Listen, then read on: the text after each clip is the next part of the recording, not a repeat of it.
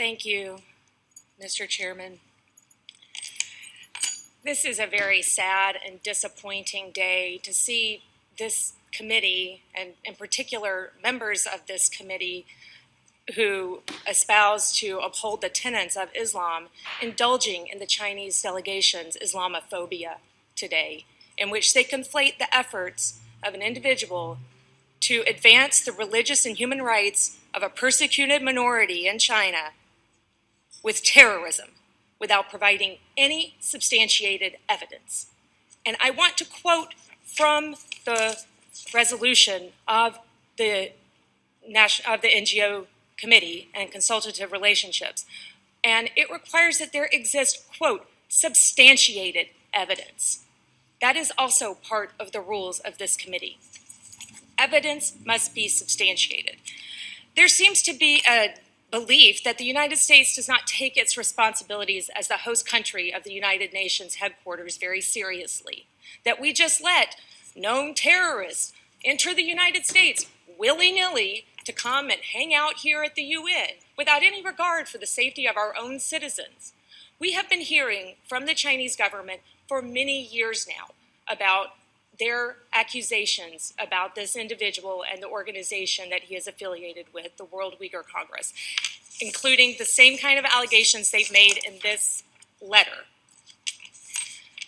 We have repeatedly asked them to provide us with evidence substantiating these allegations. At no point have they ever provided us with any actionable intelligence that would indicate that what they are saying is true.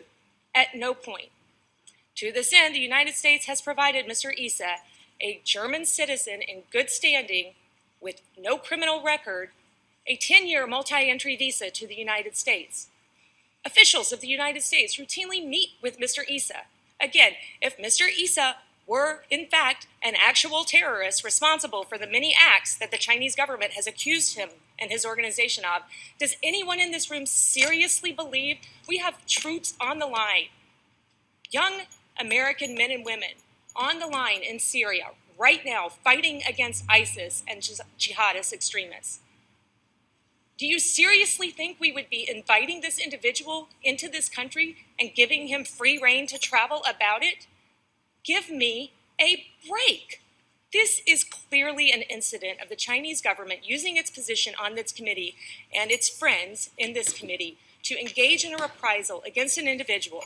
I would like to read from an editorial that appeared in the Washington Post yesterday describing how China treats the Uyghur minority in Xinjiang.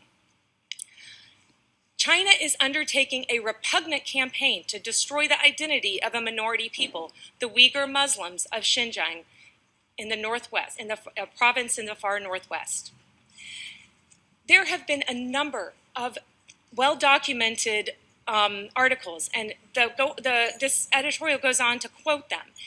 In a series of recent interviews, the Post and the Associated Press with former prisoners in the camps describe mind-numbing drills in which they are forced to denounce their Uyghur culture as backward, to repudiate their Muslim beliefs, and to apologize for wearing long clothes, praying, teaching the Quran to their children, or asking imams to name their children. Many of these reports were documented by looking at Chinese procurement requests on Chinese websites, by the Chinese government websites, where they requested companies to participate in tender offers to build the concentration camps, re-education camps that the Chinese are using to re-educate between several 100,000 and 1 million Uyghur citizens of China. This is what this is about today. Let's please not make any mistake about what we are talking about today.